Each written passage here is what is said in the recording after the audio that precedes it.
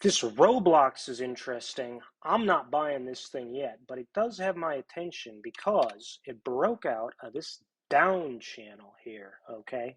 So look, now ain't the right time to buy because you've got this kind of zone right in here where you're going to need to see this stock really start to push up above here before you want to look to buy. But it may. I mean, not right now. Now it's probably going to do this.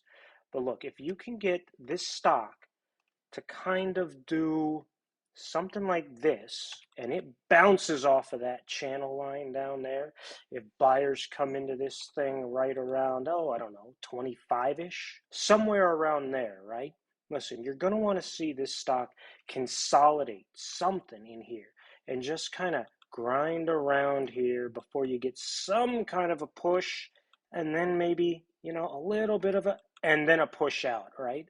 And that right there, somewhere around 37-ish or so, call it, that's going to be your signal to buy because you can always then put in a nice stop down below here, okay? So in case this stock kind of goes south on you, you don't take that for a ride. But look at what I want to see here. This move right here is what got me interested when it kind of broke out here. So I looked at these fundamentals. So here's the stock, Roblox. You've got this revenue was interesting. I mean, that's a lot of money to be pulling in revenue, $2 billion. All right, but look at this. This thing, gross profit margin here.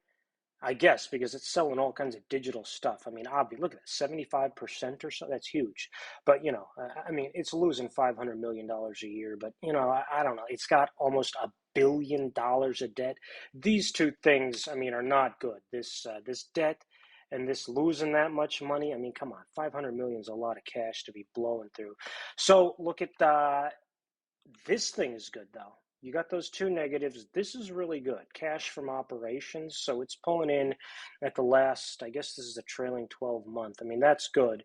Investing, they spent 176 million on stuff. I mean, wow. Property, plant, and long-term assets. That's a lot of assets. And then this is just mind-boggling. I mean, I don't know who's given them $1 billion. They either got it from taking on this debt.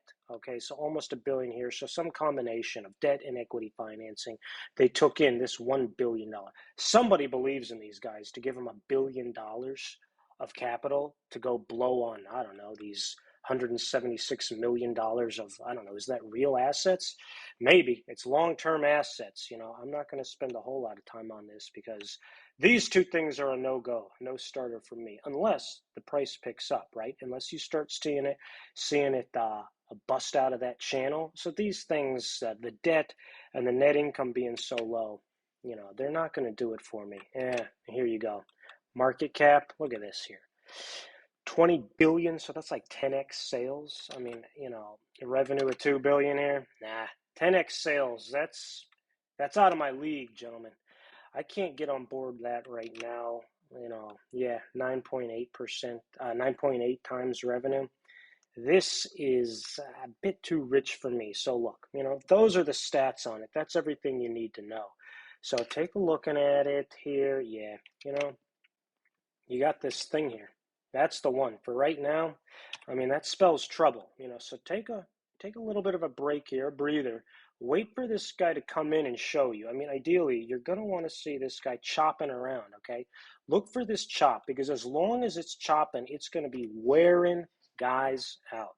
You want it to be wearing guys out because eventually, once everyone gets worn out, you don't get one of these moves until guys get worn out. So yeah, 2 billion in revenue. I mean, it's got the potential for one of these kind of moves, but doesn't look to me like it's yet. Maybe soon. Give it some time. Look, maybe by what is this? If here was the breakout level, check it out. It looks to be September. Okay, so maybe just keep an eye on this all summer, but look for it to kind of break out sometime maybe around September or so, okay, which would coordinate nice with Fed easing after they get the numbers, the GDP numbers, economic numbers all this summer, which are going to go south, right?